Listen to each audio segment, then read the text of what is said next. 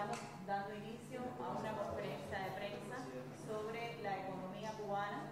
Nos acompaña el viceprimer ministro y ministro de Economía y Planificación, Alejandro Gil Fernández. Ministro, tiene usted la palabra. ¿Están haciendo con nosotros?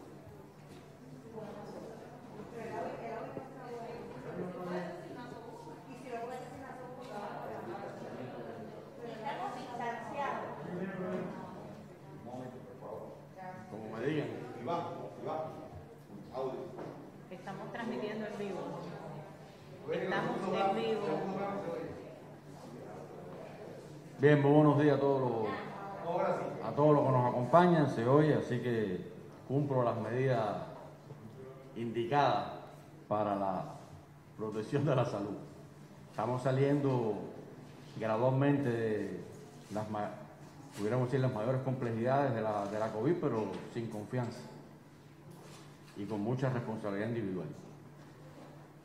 Bueno, damos paso a esta conferencia de prensa que nosotros, el interés fundamental es trasladar algunas cuestiones que están vinculadas con la prioridad fundamental, pudiéramos decir, del contexto actual que atraviesa nuestra economía, de lo cual hemos venido dando sistemáticamente información. Primero, plantear que la situación de tensión y las complejidades que enfrenta la economía del país están latentes.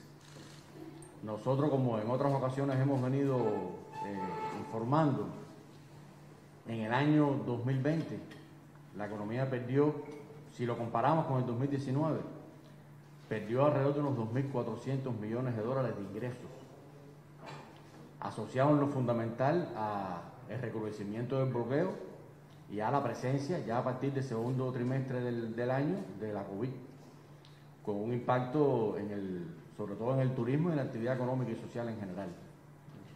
Eso nos condujo en el 2020 a una contracción del Producto Interno Bruto, que, como fue informado, está casi rozando el 11%. O sea, la economía se contrajo un 10,9%. Eso es una caída, pudiéramos decir, fuerte. Y por supuesto tiene impacto, se siente en la vida diaria de los cubanos. Y hemos estado atravesando un año 2021 en condiciones muy complejas también. O sea, como ustedes saben, con un rebrote de la COVID, no hemos podido hasta este momento abrir el turismo como lo diseñamos en el plan. Recuerden que en el plan de la economía que presentamos a la Asamblea Nacional en el mes de diciembre del 2020 nos propusimos este año alcanzar 2,2 millones de visitantes internacionales. Eso llevaba una apertura gradual de las fronteras con una anticipación al momento que lo estamos haciendo ahora, o sea, antes de la fecha actual. Y la economía ha estado atravesando en el 2021 por situaciones muy similares de restricción a las que enfrentamos en el 2020. De hecho, en el 2021 tenemos unos 500 millones de dólares menos que lo que teníamos de ingresos en divisas en el 2020 a igual fecha. O sea que si fuerte fue el 20, el 21 no deja de ser parecido, porque la comparación a igual fecha tiene implícito que el primer trimestre del 2020, de enero a marzo, no había COVID en el país. Por lo tanto, hubo un desempeño más normal de la economía. Todo el 2021 hemos estado enfrentando el rebrote de la pandemia y la contracción de la actividad económica. Ahora bien, estamos entrando ya en una fase gradual de recuperación, que por supuesto parte del control de la COVID y de todo el esfuerzo que ha hecho nuestra comunidad científica, los médicos, el avance de Cuba, que consideramos ejemplo en el mundo en el enfrentamiento a la pandemia, los resultados que se aprecian del proceso de vacunación, y pone al país en muchas mejores condiciones de enfrentar una etapa de recuperación gradual. No podemos crear falsas expectativas, porque una caída de la economía en el entorno de un 11% no se recupera en el corto plazo, en un mes ni en dos. Pero si el país tiene el propósito y están creadas, las condiciones para iniciar, como lo estamos haciendo ya, un proceso gradual de recuperación de la actividad económica. Transita por abrir determinados servicios como se ha venido ya concretando, transita por abrir el turismo ya a partir del día 15 de noviembre, con todas las condiciones que en ese sentido se han venido creando, y por la concreción de un grupo de medidas que se han estado implementando por la dirección del país, por el gobierno, con toda la estrategia económica que diseñamos para enfrentar la COVID, o sea, la crisis provocada por la COVID, y que empiezan a expresarse ya en medidas concretas en nuestra apreciación de un alto impacto. Recordemos que dijimos siempre que el año 2021 sería un año de grandes restricciones, pero también de importantes transformaciones. Y eso se viene cumpliendo. Hemos hecho transformaciones de fondo en el funcionamiento y el diseño de la empresa estatal, que ratifico es nuestro sujeto económico principal. Y hemos hecho transformaciones también de fondo en el sector privado, con una flexibilización del trabajo por cuenta propia, una modificación de la manera de trabajar desde el punto de vista de las actividades. Recuerden que el primer paso que dimos fue cambiar de una lista de actividades autorizadas a una lista de actividades no autorizadas. Por lo tanto, ya lo que se aprueba no es lo que se puede hacer, sino lo que no se puede hacer. Todo lo demás que no está prohibido, pudiéramos decir, lo que no está negado, por eso es una actividad que es posible realizarse. También abrimos el espectro de los proyectos, o sea, el sector privado puede tener proyectos amplios, no tiene que ser de una licencia que tenga una sola actividad. Y también ya dimos los pasos de la constitución de las primeras micro, pequeñas y medianas empresas en el país, y la ampliación de las cooperativas no agropecuarias. O sea, la economía no está detenida, nosotros no estamos pasivamente observando la situación compleja que enfrenta el país y el mundo, porque no se puede decir que esto sea una cuestión exclusiva nuestra. Todo lo contrario, estamos permanentemente buscando soluciones para enfrentar las complejidades actuales que tiene la economía y el país. Como hemos venido informando, ya están aprobadas un grupo importante de micro, pequeñas y medianas empresas. Sistemáticamente estamos haciendo las evaluaciones en el Ministerio de Economía y Planificación. También ya cooperativas no agropecuarias, y también estamos en el proceso de transformación del trabajo por cuenta propia. Debo decir que en una etapa inicial, y así lo informamos y así lo concebimos, nosotros la prioridad la enmarcamos en la transformación del trabajo por cuenta propia hacia una forma jurídica. Porque, como ustedes conocen, bajo el trabajo por cuenta propia, en realidad estaban funcionando pequeños negocios, pequeñas empresas en Cuba. Y lo que dijimos fue, vamos a limitar la cantidad de trabajadores contratados a un máximo de 3. Todos aquellos emprendimientos, negocios privados que tengan más de 3 trabajadores contratados deben reconvertirse en una micro, pequeña y mediana empresa o en una cooperativa no agropecuaria.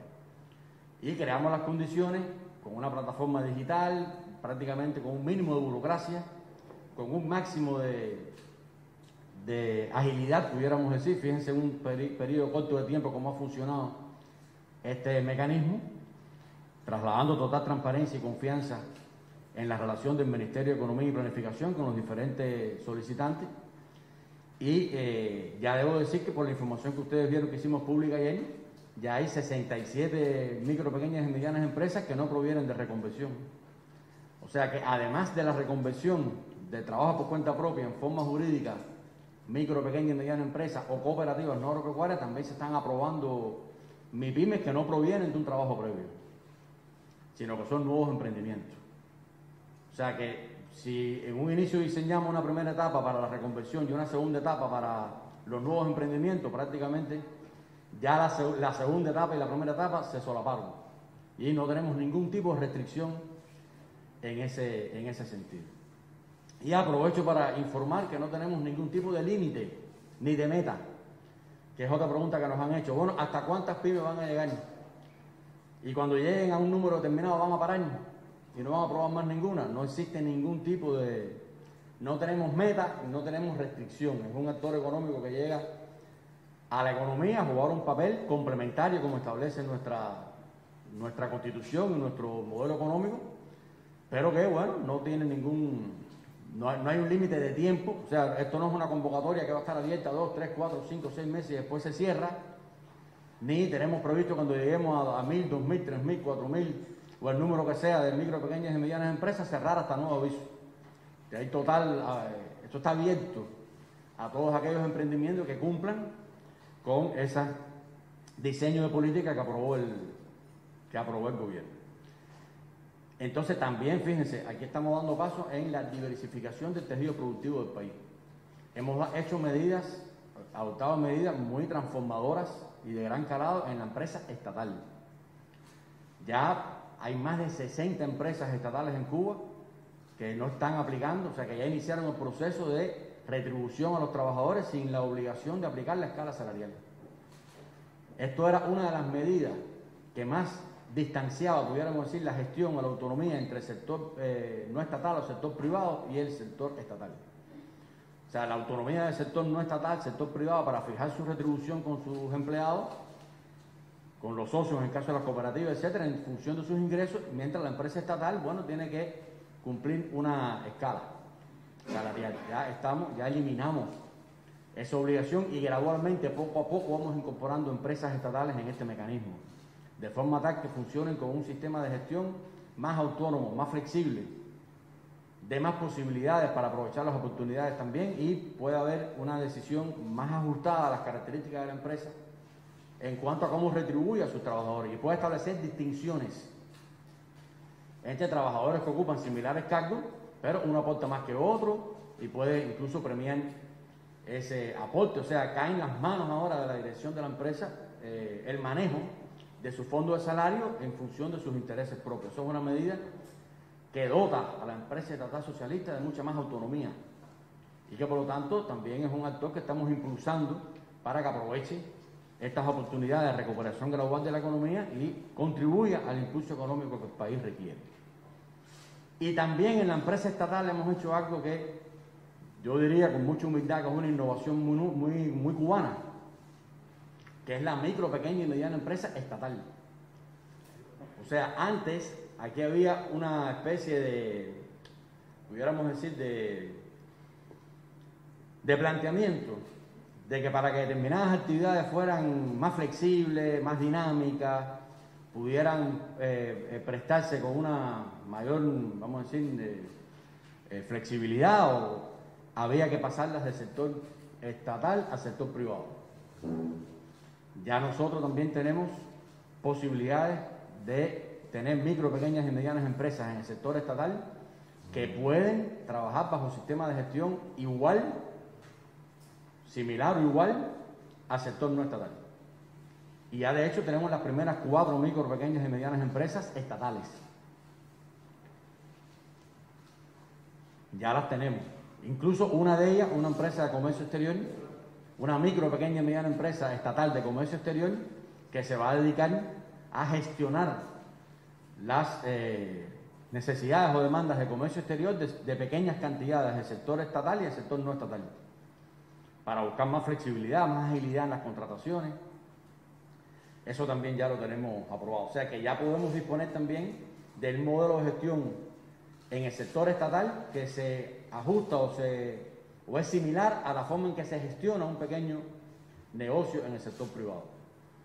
Tiene un dueño que es el Estado, a diferencia del sector privado que tiene dueño que puede ser o que son personas naturales. Pero el sistema de funcionamiento es el mismo. Y el sistema de aprobación es el mismo. Entonces eso es importante también. Las transformaciones trascienden el sector privado y estamos haciendo modificaciones, repito, transformaciones profundas en el funcionamiento del sector estatal. O sea que lo que traslado es que si bien la economía ha estado transitando, como todos vivimos diariamente, porque lo palpamos día a día, si bien la economía ha estado transitando por una situación excepcional de tensión de liquidez, si bien el bloqueo está ahí y no se ha movido, ratifico lo que creo que le dije a ustedes también en otra conferencia de prensa sobre el mes de mayo, que dije que las medidas, las 243 medidas, no se habían movido ni 1 milímetro Pero ratifico que sigue siendo exactamente así y que persiguen el propósito de ahogar y destruir la revolución. Y por supuesto no lo van a lograr, ni lo han logrado ni lo van a lograr. Pero si bien está presente ese férreo bloqueo que afecta directamente a nuestro pueblo, estamos entrando en una etapa gradual de recuperación económica con una diversificación del tejido productivo, con una flexibilización de los actores económicos, con una mayor participación de los emprendimientos estatales y no estatales como mecanismo de impulso a la economía del país, y poco a poco iremos recuperando esos niveles de actividad que la economía ha perdido en el transcurso de los últimos 2 años. Y poco a poco iremos también recuperando los niveles de oferta a la población de determinados productos que han estado escaseando durante muchos meses, pudiéramos decir, ya los últimos 2 años, desde mediados del 2019, a partir del recrudecimiento del bloqueo, se ha venido complejizando la capacidad de la economía para mantener un nivel estable de oferta a nuestra población, sobre todo alimentos, medicamentos y otras necesidades básicas, aunque se han venido asegurando muchas de ellas, como los productos de aseo, la canasta familiar normada. O sea, el país ha podido mantener en medio de estas restricciones un nivel, pudiéramos decir, mínimo de satisfacción de las necesidades de nuestro pueblo.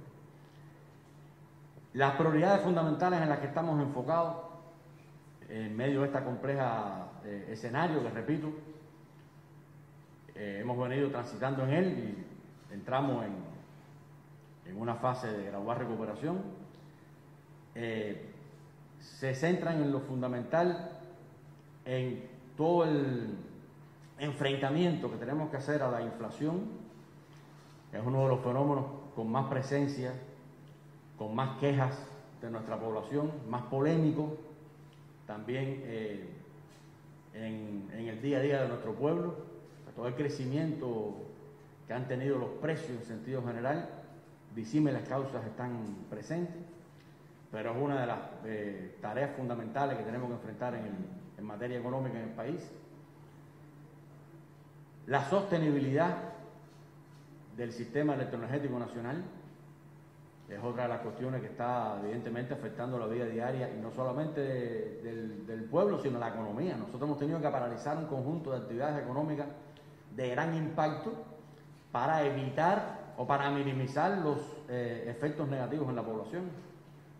O sea, para proteger o que los efectos de los apagones sean lo mínimo posible, que los ha habido por supuesto, lo mínimo posible, hemos paralizado actividades económicas o ralentizado actividades económicas que son altas consumidoras de energía, la producción de cemento, la producción de acero. Pero bueno, eso hasta cierto punto entra en contradicción con la recuperación gradual de la economía. Nosotros tenemos, si por un lado estamos abriendo la economía y por otro lado estamos parando la actividad económica para evitar o minimizar afectaciones a la población, ahí hay objetivos contrapuestos. Pero bueno, es el camino por el que estamos transitando, pero la recuperación y la sostenibilidad del sistema electroenergético nacional es clave. Es muy costoso nuestro sistema electroenergético nacional, como todos, pero es costoso mantenerlo, cuesta mucha divisa, de la cual no hemos podido disponer. Cuesta además, nosotros estamos gastando entre 60.000 y 65.000, 66.000 toneladas de diésel mensuales para poder respaldar la generación. Eso a los precios de hoy, que además están subiendo día a día los precios de los combustibles, a los precios de hoy no baja de 50 a 55 millones de dólares, nada más que en la generación con diésel. Y por supuesto hay que destinar recursos en divisa para la sostenibilidad de todo el sistema electroenergético, que incluye la generación térmica, que es la fundamental que está presente en el país. O sea que la sostenibilidad del sistema electroenergético nacional es otra prioridad. En los últimos días vive una mejor situación en la generación de energía, pero atravesamos por complejidades vinculadas sobre todo con el déficit de divisas. Estamos haciendo otras inversiones. Es una de las prioridades que está presente en el contexto actual. Pudiéramos decir que todo lo que se está haciendo en materia de atención a vulnerables, todo el trabajo con los barrios y la atención a comunidades, es una de las prioridades fundamentales que tenemos. Esto es una economía socialista, esto es un país socialista, Esto no es un sálvese quien pueda. Aquí no podemos dejar a nadie atrás. Esto es un país con una tradición, además, de atención a los vulnerables. Y tenemos que cambiar algunos conceptos también, pasar un poco más de la atención asistencial a la creación de otras oportunidades, todo lo que estamos haciendo en materia también del sector no estatal, del trabajo por cuenta propia, de las pymes. Fíjense, las pymes han creado ya cerca de 3.000 empleos. Y muchas de las cuestiones, ya esta economía, a diferencia de otros países, en lo que va de enero a septiembre, ha generado 200.000 empleos. Que nosotros cuando miramos otras economías, lo que está es al revés. Nosotros en medio de estas restricciones han generado unos 200.000 empleos y ya la constitución de las primeras micro, pequeñas y medianas empresas en el sector privado han generado más de 2.000 empleos. Casi 3.000 empleos. O sea que vamos en ese camino de una manera muy, pudiéramos decir, muy positiva para la economía, porque la generación de empleo, las oportunidades para vivir del aporte por el trabajo es la manera más efectiva, pudiéramos decir, desde el punto de vista económico y social, de sacar a las personas de la vulnerabilidad. A veces tenemos un concepto muy existencial y tenemos que un poco también dar espacios para que las personas, capacitar, enseñar y crear oportunidades para que las personas puedan aportar y recibir una retribución digna. Entonces señalo como un tercer elemento, dije la inflación, digo la sostenibilidad del sistema electroenergético nacional y señala como un elemento también de prioridad del contexto actual la atención también a los grupos más vulnerables para asistirlos en función de que nadie quede desamparado y nadie quede atrás. No estamos construyendo una economía de mercado, no estamos avanzando hacia un diseño capitalista ni neoliberal. Y si bien es cierto que hemos tenido fenómenos vinculados con la inflación y que hasta cierto punto complejiza mucho la vida de las personas, también hay que comprender que estamos en una situación excepcional y que tenemos que buscar las vías, las maneras de ver cómo nos imponemos a ella con más trabajo, con más aportes desde el punto de vista productivo, desde el punto de vista económico. Pero bueno, en ese camino también vamos. Nosotros pensamos, estamos trabajando en ese sentido, que ahora cuando presentemos el diseño del plan de la economía nacional del país para el año 2022, que se llevará seguramente a la Asamblea Nacional en el mes de diciembre, vamos a mostrar en el plan de la economía la recuperación gradual que estamos estimando se exprese a partir de este periodo. Recordar que en el año 2022 entramos en la segunda etapa de nuestro Plan Nacional de Desarrollo Económico y Social. O sea, el país dispone también de un programa de recuperación de mediano y largo plazo, no solamente es de la coyuntura actual. Recuerden que el Plan Nacional de Desarrollo Económico y Social lo dividimos en 3 etapas. Una primera etapa del año 2019-2021, que concluye ya, en la cual no hemos podido lograr los objetivos propuestos, o todos los objetivos propuestos, precisamente porque nadie planificó la COVID y nos ha ralentizado el crecimiento, algunos de los objetivos. Pero entramos en una segunda etapa, que es la del 2022 al 2026. Y entramos en mejores condiciones, con una diversificación del tejido productivo, con una mayor participación de los actores económicos, con una economía más dinámica, con una economía más inclusiva y en un contexto en el que si trabajamos bien y trabajamos en función de lo que las prioridades que ha determinado el país, pues seguramente podremos obtener resultados. O sea, nosotros trasladamos con optimismo, con mucha humildad también, no queremos que se vaya a interpretar que la economía de pronto de un día para otro va a resolver todos los problemas y que se van a acabar las cosas y que van a bajar los precios y que no va a haber escasez. Ojalá, ese es nuestro propósito, pero no va a ser de un golpe. Pero sí, ya pudiéramos decir que existen las condiciones para ir gradualmente avanzando en la recuperación de todo este tema de las pymes, de las cooperativas, va en esa dirección. O sea, uno de los elementos fundamentales es precisamente el incremento de oferta. Todo lo que hagamos en materia de incremento de oferta, aprovechando lo más posible los recursos propios del país y el talento y la capacidad productiva del país, va en la dirección de la recuperación de la economía y va en la dirección de la contención de la inflación. Es muy difícil trabajar los temas inflacionarios solo con medidas de corte monetario o financiero. Hay que trabajar con medidas en la esfera productiva. Y en la esfera productiva lo fundamental es el incremento de la oferta, que es el catalizador fundamental de la escasez y de la inflación. O sea, lo que marca la inflación es la escasez, y si no hay un nivel de oferta es muy difícil, con medidas administrativas, establecer controles efectivos. Y hay que llamar en este sentido también, y ya con esto concluyo, a un poco la responsabilidad social y la ética, porque en un país como el nuestro no se puede ver la inflación solo desde el punto de vista técnico. Técnicamente podemos tener todos los argumentos, el bloqueo, la falta de divisa, la falta de oferta, la paralización de algunas actividades productivas por la situación energética, y todo eso genera un menor nivel de oferta, además hemos inyectado dinero del lado de la demanda por el incremento de los salarios, y todo eso genera, técnicamente usted puede perfectamente explicar el fenómeno, pero éticamente, en un país como el nuestro, que a nadie se le ha incrementado, ni se le ha cobrado la salud, ni la educación, ni se ha incrementado, éticamente no podemos permitir, tenemos que llamar, tenemos que convocar a todos los actores económicos, estatales y privados, a comprender y ayudar al país a enfrentar esta situación.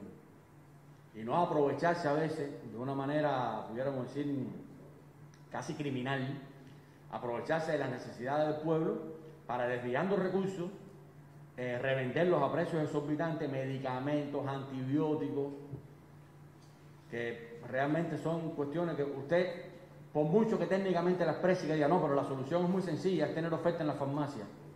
Pero bueno, sabemos que nosotros no podemos resolver eso de un día para otro.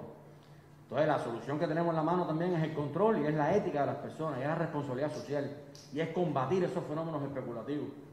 Y gente que quieren hacerse prácticamente ricos, millonarios, sin aportar nada a la sociedad, solamente comprando y revendiendo, y aprovechándose de la escasez de las personas. Entonces nosotros no podemos pasivamente ver esto solo desde el punto de vista técnico. Técnicamente tiene explicación, bueno, técnicamente la solución también está en el incremento de la oferta. Cuando tengamos la farmacia en condiciones de oferta normal, que la gente vaya y compre su medicamento, bueno, no habrá revendedores. Pero ¿qué vamos a hacer de aquí a allá? Permitir pasivamente que ese fenómeno se exprese y que complejice la vida diaria de nuestro pueblo todos los días.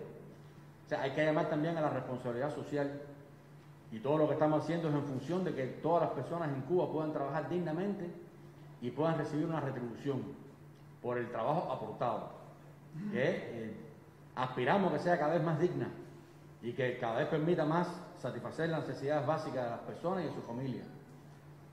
Pero todos tenemos que ayudar en esa dirección.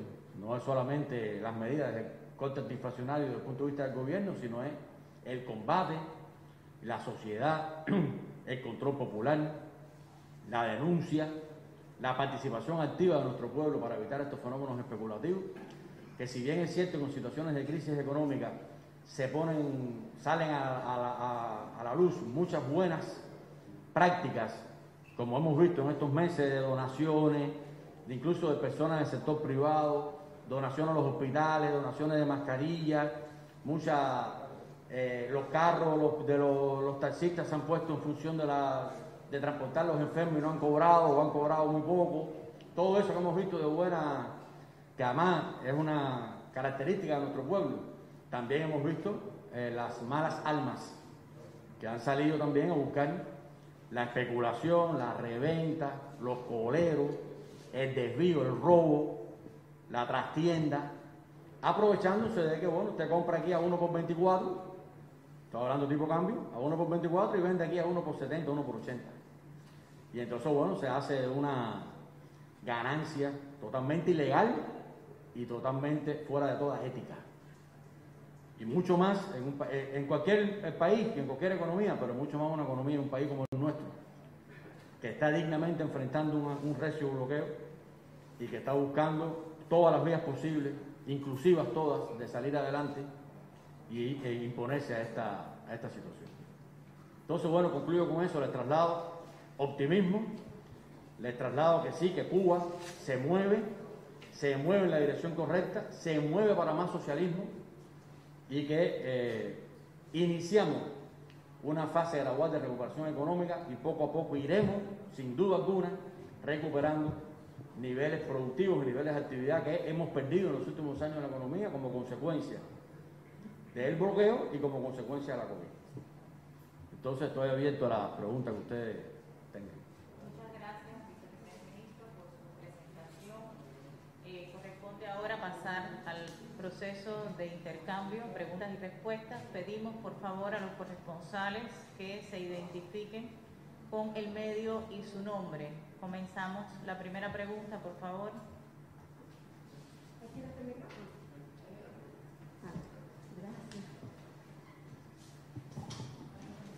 Juventud Rebelde, Marianela Martínez.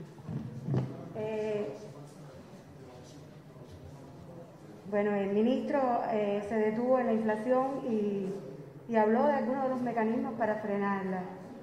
Incluso la priorizó, fue la prioridad número 1 cuando se refirió a las prioridades de la economía en Cuba. Sin embargo, no, hay muchos especialistas que plantean que no basta, como usted dijo, poner tope a los precios. Eso crea, digamos, una represión ficticia de esta inflación que sigue sin tocar techo. Alegan que hay muchos caminos que aún no se han recorrido, como por ejemplo en materia impositiva, el IVA, para poder frenar este mercado negro, que es también lo que nos está a nosotros sometiendo a una inflación. Ninguno de los que estamos aquí podemos hacer cola ni nada, y desgraciadamente tenemos que morir en ese mercado negro. Se habla también que es muy favorable desarrollar un acceso mayor a las divisas. Sabemos que hay una gran invitación por parte del gobierno de Estados Unidos, pero sin embargo de España mandan aquí remesa quizás y no se puede, por ejemplo, hacer una transacción del correo a una tarjeta en divisa, y eso está frenando el poder adquisitivo de las personas que quizás puedan ser ayudados de esa manera. Y también habla de tener, digamos, como ha hecho el grupo empresarial BioCuba Pharma, representación de empresas en el extranjero, que eso pudiera también ayudar, o sea, un poco masificar eso que está haciendo BioCuba Pharma y que está dando resultados, llevarlo también a otras empresas. Y bueno, como le dije, un poco también la política crediticia impositiva, esto del IVA para frenar un poco la especulación, de lo que usted llamó hace poquito de esos que no tienen alma. Vamos uno a una. Bien, gracias. Bueno, existe un debate, pudiéramos decir, bastante amplio, ¿no?, sobre las posibles soluciones a los temas inflacionarios, que además hay un mundo de experiencias al respecto. Nosotros partimos de la base de que podemos y debemos tomar algunas medidas en la esfera monetaria o en la esfera fiscal. Las hemos tomado, yo diría un poco más, incluso más efectiva que el IVA. Nosotros, por ejemplo, en los últimos 6 meses de este año se liberó de impuestos, de aranceles, están exonerados de aranceles todas las importaciones que realicen las entidades estatales y no estatales de alimentos y de medicamentos. O sea, el arancel, ustedes saben que es un impuesto a la importación que persigue el propósito de proteger la industria nacional. Y evidentemente con un nivel de escaso oferta, bueno, pues se aprobó el sacrificio fiscal de que todas las importaciones de alimentos y medicamentos están exoneradas de aranceles y por lo tanto ya eso no se traslada al costo. Eso es una medida, vamos a decir, de corte fiscal, tratando de rebajar los costos e influir en los precios finales. A todas las formas de gestión no estatales, a todas se les ha exonerado el pago de aranceles por todos los insumos que importan para sus producciones en el país. O sea, recuerden que las formas de gestión no estatales pueden importar y exportar a través de entidades estatales. Y esa importación que realizan de insumos a través de entidades estatales está exonerada de aranceles. O sea, no pagan ningún tipo de impuesto, eso ya desde el mes de julio, precisamente para que no se traslade a los costos ese pago, ¿no?, del arancel, ese costo del arancel. Hemos tomado medidas que, si bien yo creo que no se puede, como en nada, ¿no?, se puede decir esta es la medida estrella que lo va a resolver todo, pero es todo un conjunto. Por ejemplo, en ese sentido va las ventas de garaje. Hemos tomado medidas para abrir las ventas de garaje de forma tal que se pueda incrementar el nivel de oferta sin que tenga que respaldarse con divisas y que las personas puedan vender legalmente y obtener ingresos propios a partir de la comercialización de los productos que tengan en sus viviendas o de la ropa, etcétera, y está dando resultados. está prácticamente abierto en todo el país ya. Y yo repito, no podemos decir con esta medida vamos a resolver ni con esta medida vamos a resolver, pero poco a poco usted va buscando alternativas. Hemos puesto, por ejemplo, se están abriendo las casas, ya hay varias de ellas, hay más de 60 establecimientos de las casas comisionistas.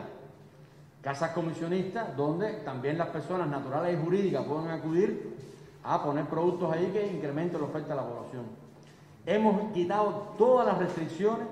Si queda alguna, bueno, que nos lo digan, porque a veces en reuniones nos dicen, no, pero hay trabas todavía. Sí, pero dime cuál es la traba. No puedes seguir diciendo que hay que quitar las trabas.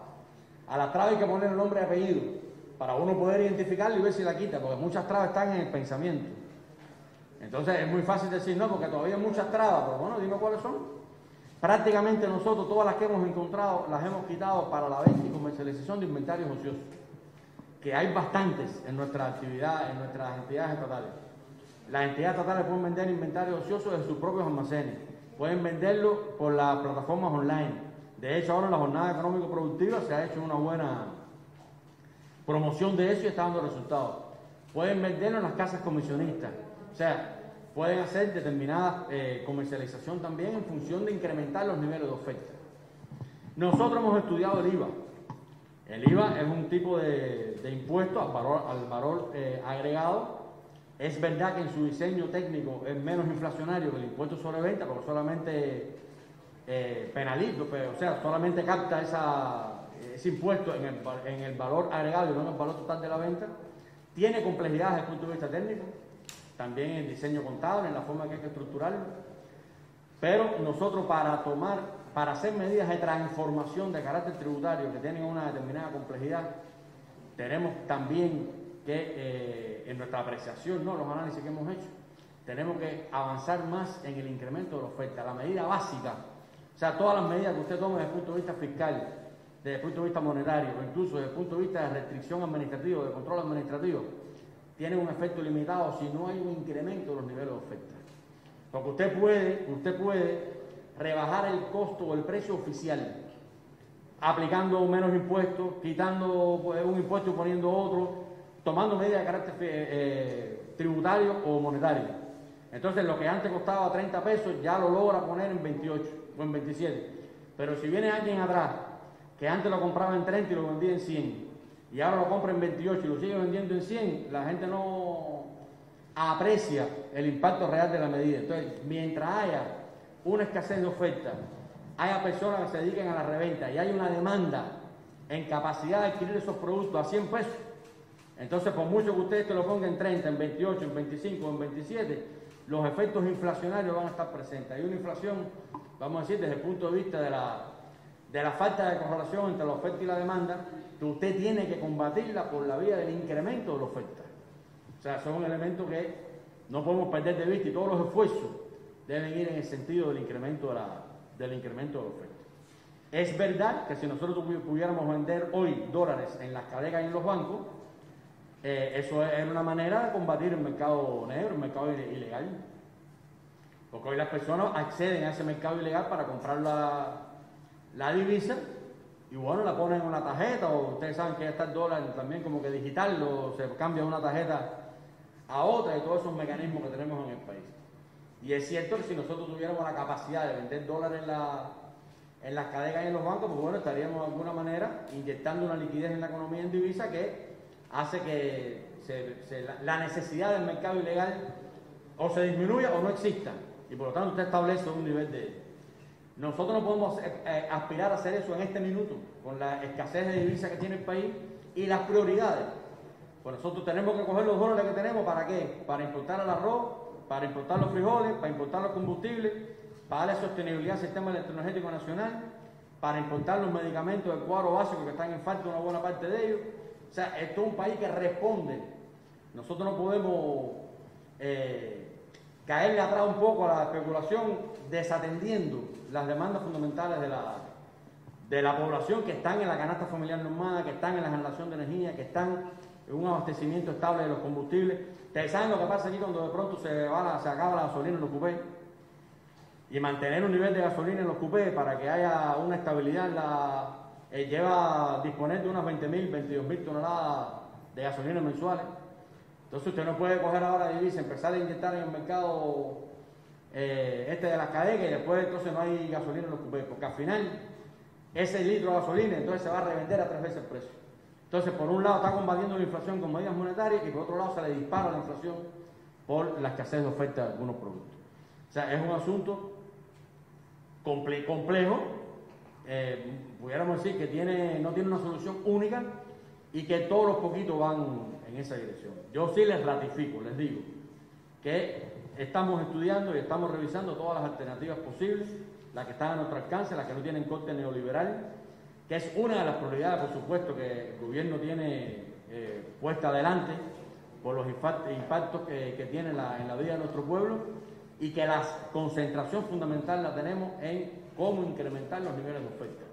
Para ello están las medidas que les dije, pero para ello también están las 63 medidas que están aprobadas en la agricultura. Una de las cuestiones fundamentales para enfrentar la inflación es una mayor oferta de productos agropecuarios. Y nosotros veníamos con 120.000 toneladas mensuales más o menos, 115.000, 120.000 toneladas mensuales de acopio de productos agropecuarios, de presencia en nuestros mercados. En el mes de agosto subimos 135.000. En el mes de septiembre llegamos entre 131.000 y 132.000, muy suficiente todavía, muy por debajo de la demanda, pero empieza a haber también una recuperación y una mayor presencia de algunos productos en algunas provincias, bueno, en todas se precio igual, en los mercados agropecuarios, que va buscando una estabilización de precios. Otra medida, fíjate, una medida que en nuestra apreciación es más efectiva que esta desde el punto de vista monetario, es el control de la liquidez en manos de la población. Aquí es verdad que la gente te dice, no, pero te voy a comprar un dólar a 65 pesos, o un MLC, que es una nueva denominación, un MLC a 76, o un euro a 86. Pero bueno, uno de los fenómenos que está detrás de esto es que hay una demanda, una capacidad solvente para poder comprar la divisa a esos precios. O sea, nosotros tenemos exceso de liquidez también en algunos sectores, que tenemos que buscar la manera de ver cómo esa liquidez se redirecciona o se reutiliza en otras prioridades también que tiene la economía. Tenemos, por ejemplo, diseñado en la estrategia la participación de las personas naturales, digo en la estrategia económica y social, la participación de las personas naturales en el mercado de deuda pública. ¿Qué significa eso? Eso significa la venta de bonos a personas naturales para captar parte de esa liquidez y con esa liquidez, a cambio de un rendimiento, de un interés, poder financiar parte del déficit presupuestario. Eso es una medida que puede ser muy efectiva, o que puede ser efectiva, porque puede traer liquidez de la circulación y aprovecharla también para financiar una parte del déficit presupuestario y disminuir entonces la cantidad de moneda que nosotros inyectamos en circulación para financiar el déficit. Son temas complejos, no los puedo ahora abrumar a ustedes con estas explicaciones técnicas, pero queda claro que si nosotros podemos reducir la cantidad de liquidez que está circulante con poco nivel de oferta, usted tiene que recoger la liquidez con oferta. Si usted tiene mucha liquidez, o un nivel determinado de liquidez, para no decir mucha, porque eso siempre es relativo, un nivel determinado de liquidez y poca oferta, los precios suben. Entonces, si usted puede incrementar la oferta y puede disminuir la liquidez, los precios se busca una mayor correlación. Si puede inyectar determinada divisa al mercado para que las personas puedan comprar divisas y no tienen que acudir al mercado ilegal, usted ayuda. Entonces, todo eso, por supuesto, va en esa dirección, pero hay que tomar en cuenta el contexto actual. El contexto actual es una restricción de divisas y el contexto actual es priorizar los elementos que están asociados a mantener la canasta, el arroz, las cosas que ustedes saben, el jabón, los productos de aseo. Y cuando vayamos entrando en la fase de recuperación gradual, existirá más espacio para aplicar determinadas políticas, determinadas decisiones, otras decisiones desde el gobierno para poder enfrentar más resueltamente la inflación. En este momento, el espacio fundamental lo tenemos en la responsabilidad de las personas. Lo tenemos fundamentalmente en que no permitir que se aprovechen de este contexto. Porque, yo repito, nosotros podemos mañana, fíjense, voy a decir una cuestión que técnicamente quizás no es correcta. Nosotros podemos mañana decir, vamos a vender dólares a 70 pesos para empezar a competir contra el mercado ilegal. Y si no tenemos nivel de oferta, el dólar del mercado ilegal va a subir de 80 a 120. Entonces es una carrera contra el tiempo, le vamos a estar cayendo atrás al tipo de cambio ilegal, porque si no hay un nivel de oferta y hay una determinada liquidez en manos de la población para poder comprar ese tipo de cambio, pues las cosas se complejizan. Entonces vamos a buscar las medidas prácticas, vamos a ir por la vía del incremento de la oferta, vamos a incrementar la producción agropecuaria en el país, vamos a ver si recuperamos gradualmente la producción de carne de cerdo. La carne de cerdo para nosotros, para la inflación, es clave. Hay algunos que dicen que la carne de cerdo es como el Dow Jones cubano, que da una especie de tipo de cambio también. Hemos perdido la producción de carne de cerdo, pero en este país entran 29 vacas de maíz todos los años, cada vaca con 25.000, 27.000 toneladas, y todo eso lo hemos perdido, porque no tenemos la divisa para poder adquirir esas materias primas, y por supuesto va contra la alimentación de la masa animal. Y usted puede hacer una transformación del cerdo, de la genética que tenemos hoy, al cerdo de capa oscura, que tiene otra alimentación, tiene también otro rendimiento, pero eso no lo hace un día para otro. Entonces nosotros hoy, la demanda más o menos de un mes aquí es 17.000 toneladas de carne de cerdo para poder tener un nivel de oferta estable, y nosotros no llegamos a 2.000 ni a 3.000. Entonces eso es una realidad. Ahora usted pone más dinero y más sube el precio, más sube el precio, más sube el precio. El incremento de la oferta, consideramos, es clave y es base para poder diseñar otras medidas de corte monetario y de corte fiscal.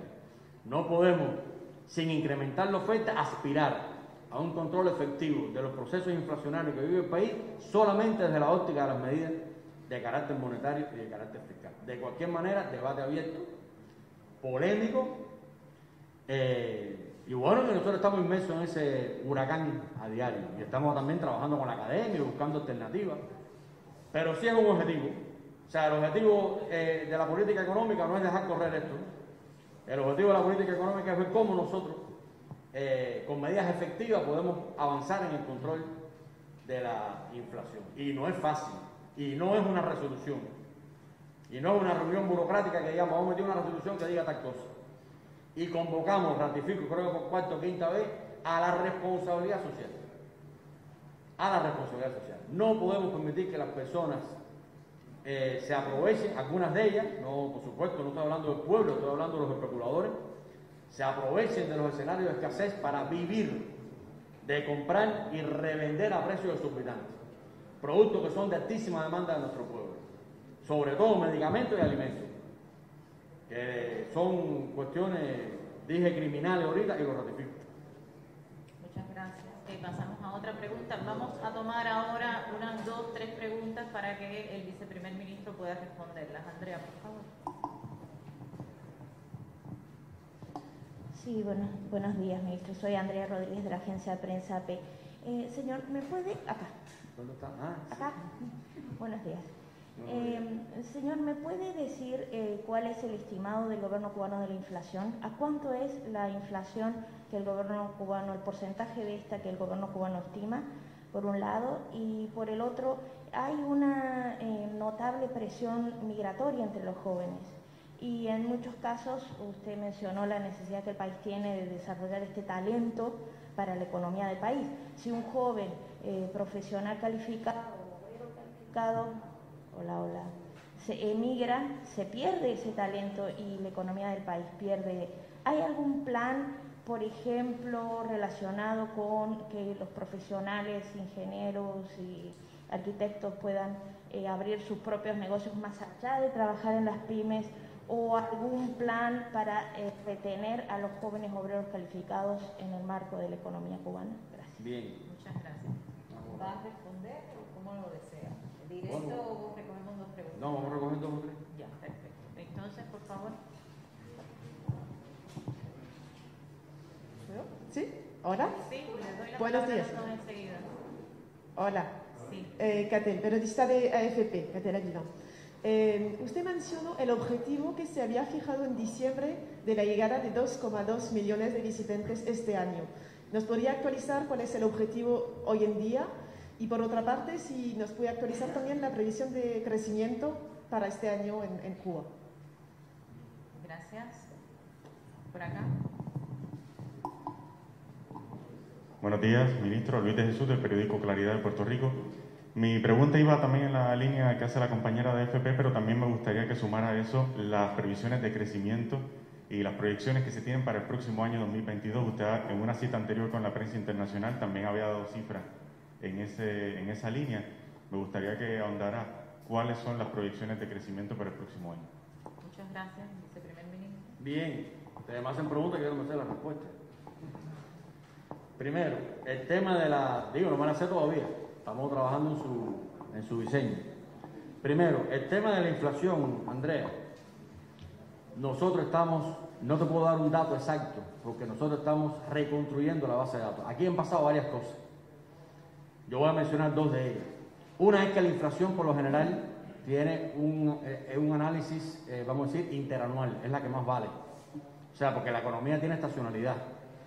Entonces, aunque tú puedas comparar la inflación de este mes contra el mes pasado, por lo general la comparación más objetiva es la interanual, o sea, comparar este periodo contra el periodo del año anterior. Y nosotros tenemos una ruptura de series históricas que está vinculada al ordenamiento monetario. O sea, el 1 de enero del 2021 se devaluó el peso cubano de 1 por 1 a 1 por 24 y eso hace que la comparabilidad a precios corrientes estoy hablando, la comparabilidad entre los precios del 2021 con los precios del 2020 no solamente contengan la inflación, vamos a decir, desde el punto de vista del crecimiento real de los precios, sino también contienen la inflación provocada por la devaluación de la moneda. Entonces nosotros estamos haciendo los dos cambios.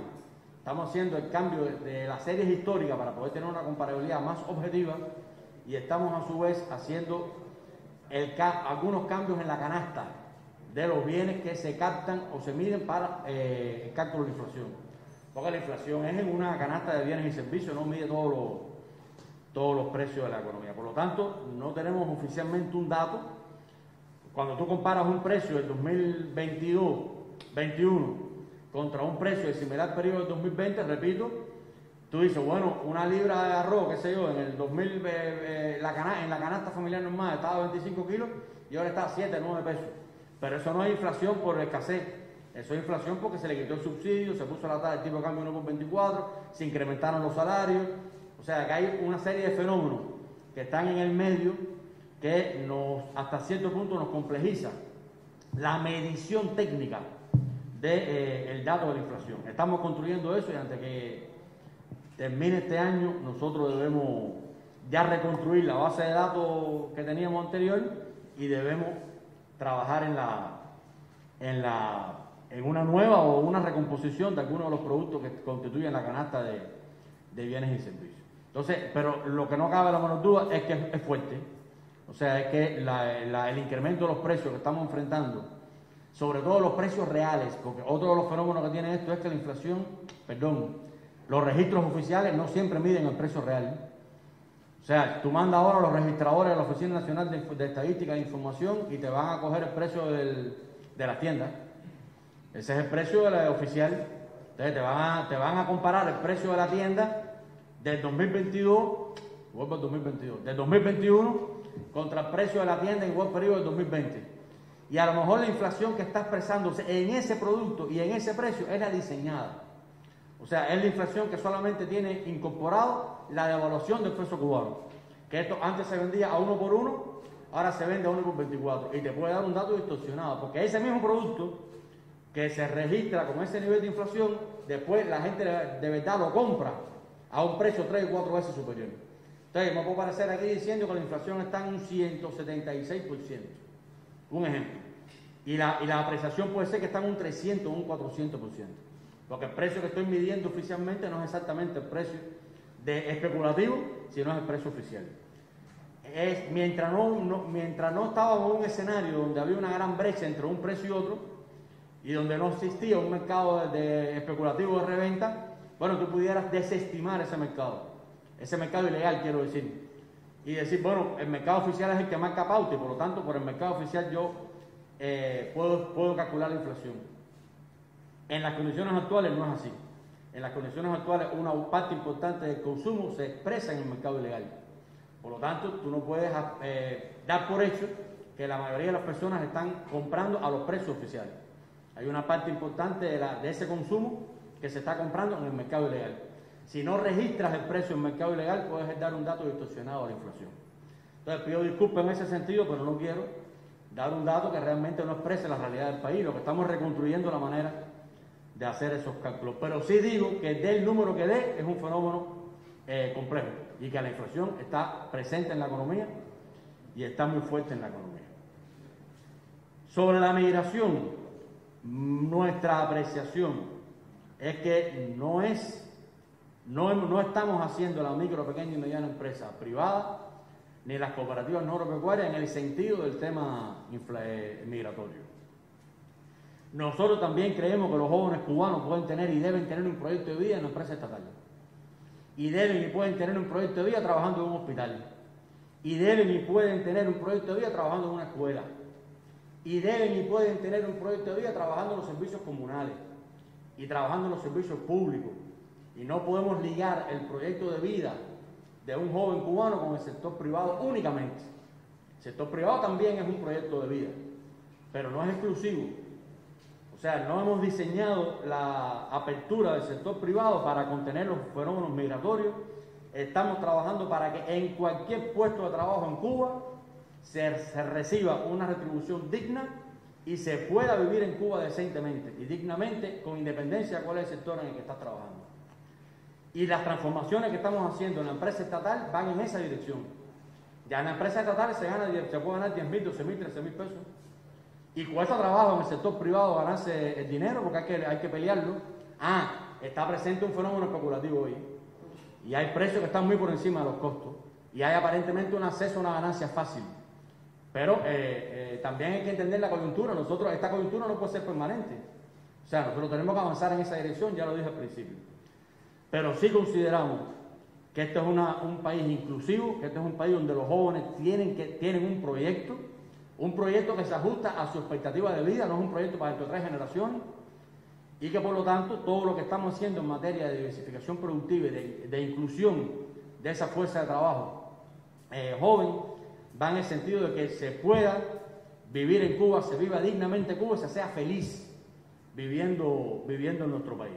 De hecho, de los 200.000 empleos nuevos que hay creados de enero a septiembre, el 35% son jóvenes, menores de 35 años, y el 36% son mujeres, que estaban desempleados y que se han incorporado al empleo, tanto en el sector privado como en el sector estatal.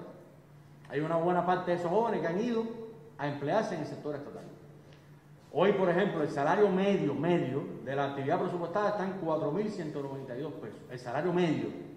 Pero en la actividad presupuestada hay salarios de especialistas de 6.000, de 7.000, de 8.000 y de directivos pesos. Que hoy no alcanza por el proceso inflacionario. Bueno, el combate tiene que ir en esa dirección. Ustedes conocen, porque en todos los países pasa, que a veces la tendencia de los procesos, la tendencia a combatir los procesos inflacionarios es subir los salarios. Y que como los salarios al final son un costo, pues vuelven a ir a los precios. Y que si usted no tiene un nivel de oferta real, usted va subiendo el salario, vuelve a subir el precio, vuelve a subir el salario, vuelve a subir, y esa es la espiral inflacionaria. Tenemos que evitar caer en esa tendencia de caerle atrás a los precios por la vía del incremento de los salarios según un incremento productivo, porque el precio se vuelve a mover para adelante. Porque lo que hace es inyectar más dinero en circulación y la gente el especulador vuelve a subir el precio porque ya la gente tiene más dinero para pagarme, y por lo tanto que me pague más caro. Entonces, nosotros estamos totalmente comprometidos con nuestra juventud, por supuesto, con toda la generación y todas las edades de nuestro país. Por eso dije que una de las prioridades era la atención a vulnerables. No solamente, pero es la atención a vulnerables que también tiene las edades avanzadas y hay vulnerabilidades en los jóvenes también. Pero apreciamos que sí, que lo que estamos haciendo en la economía, que la recuperación global de la economía, que el proyecto país que estamos construyendo, que el Plan Nacional de Desarrollo es inclusivo y que los jóvenes tienen un espacio para realizar sus sueños profesionales y de vida en Cuba. No exclusivo en el sector privado, en el sector estatal también. Y el sector estatal es el sujeto económico principal. Y nuestra empresa estatal tiene que ser eficiente, tiene que tener responsabilidad social, tiene que dar buen trato, tiene que ocuparse de sus trabajadores y tiene que ser un lugar donde las personas se sientan a gusto y no donde no obtengan esa anhelada retribución.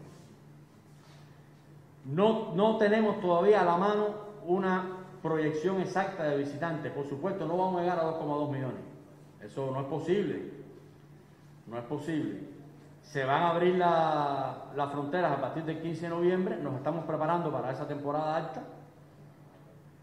Sí estamos reprogramando, pudiéramos decir, para el 2022 superar la cifra de los 2 millones de visitantes para el próximo año. Y lo que pudiera decir este año, todo lo más que podamos. No tenemos una meta exacta ahora, pero no tenemos límite. Estamos, como ustedes saben, tenemos infraestructura, tenemos al personal, eso es muy importante. Nosotros no hemos perdido el personal del turismo.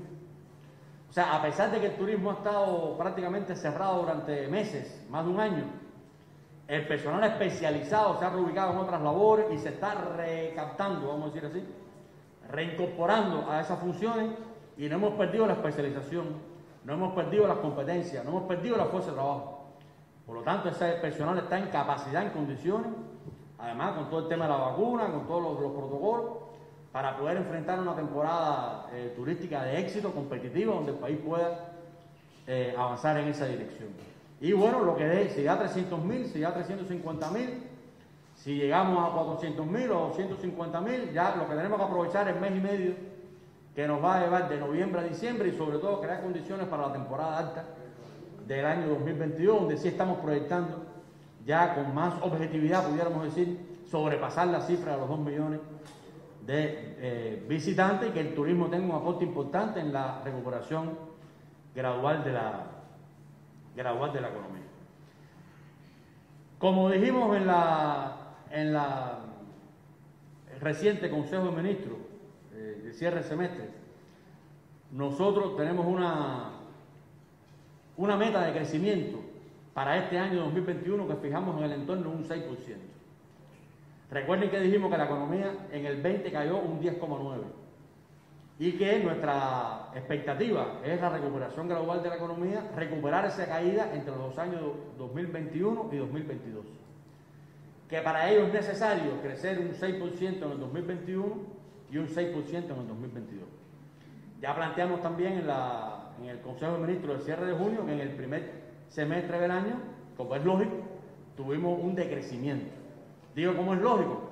Porque el primer semestre del 2021 se compara contra el primer semestre del 2020, y el primer semestre del 2020 tiene un primer trimestre que no había COVID. O sea que nosotros no podemos aspirar a un crecimiento económico en el primer semestre del 2021, pero sí en el segundo semestre del 2021. O sea, recuérdense que el PIB no es solamente el plato de comida.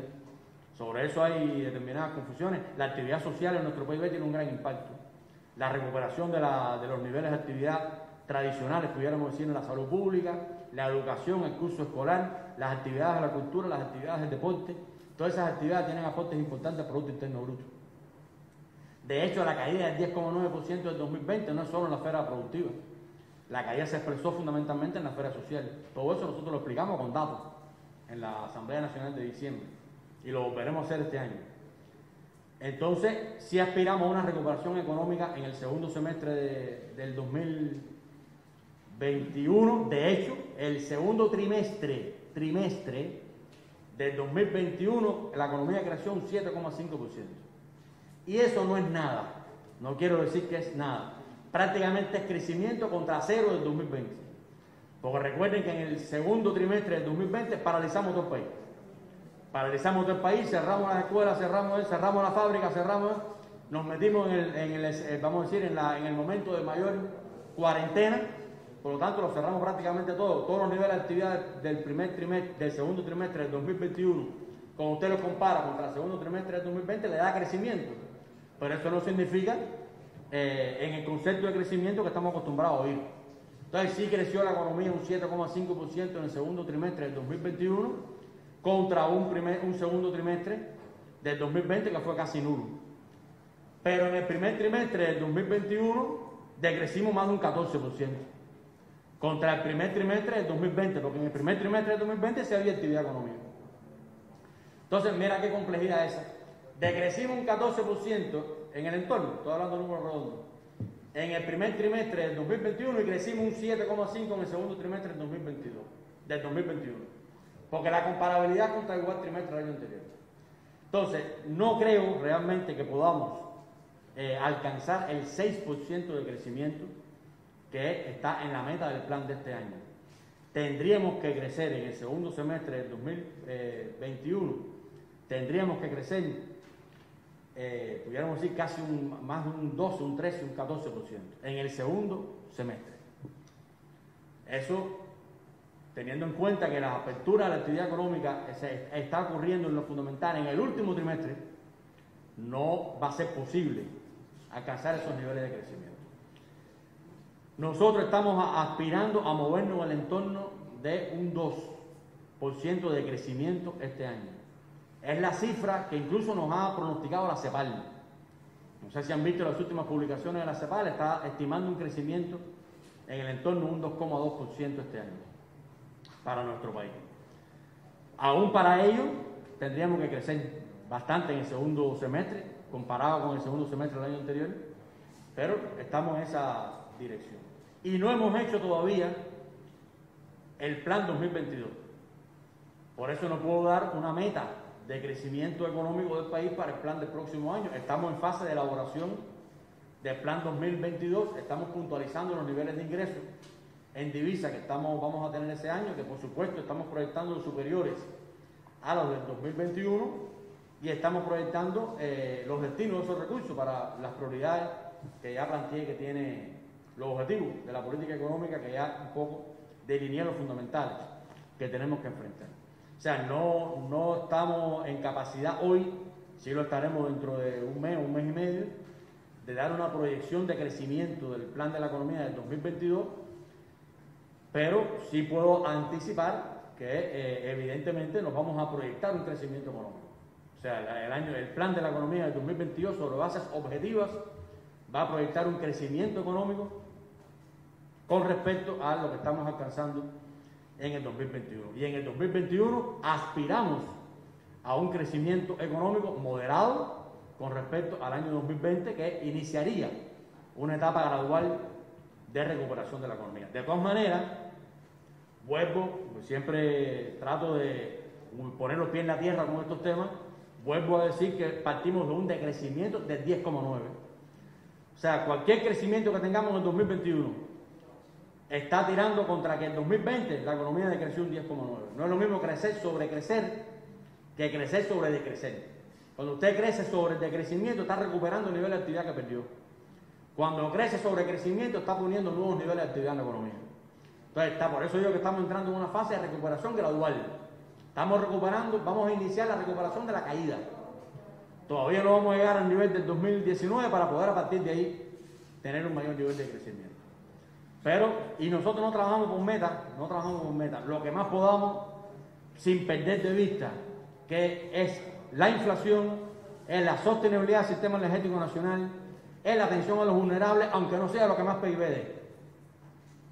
Pero no trabajamos para hacer PIB, trabajamos para satisfacer cada vez más las necesidades y las demandas de nuestro pueblo, y en esa dirección es que vamos. Pero sí les puedo anticipar que sí aspiramos a un crecimiento económico moderado en el 2021 y a un crecimiento que estamos proyectando con el plan de la economía del próximo año para el año 2022. Y en esta etapa, segunda etapa del Plan Nacional de Desarrollo Económico y Social 22-26, estamos validando los objetivos que nos planteamos, a ver todo lo que podemos recuperar. Porque ya dije lo siguiente: en la primera etapa del Plan de Desarrollo 2019-2021 no alcanzamos los objetivos económicos, porque la pandemia nos puso un freno. Diseñamos plan de desarrollo sin pandemia. La pandemia nos puso un freno. Ahora estamos viendo todo lo que podemos recuperar para ver si podemos llegar a la etapa del 2022-2026, al 2026 en similares condiciones a las que nos habíamos propuesto. No hemos renunciado a eso, a recuperar en la etapa 2022-2026 lo que no hemos podido hacer en el 2019-2021. No hemos renunciado a eso, no hemos cambiado los objetivos de la segunda etapa del Plan Nacional de Desarrollo Económico y Social. Estamos trabajando en función de esa recuperación gradual de la economía. Muchas gracias. Otra pregunta, por favor. Bueno. pues agradecemos a todos por su presencia, agradecemos al viceprimer ministro por su explicación amplia y muy importante y damos así por concluida esta conferencia de prensa. Buenos días.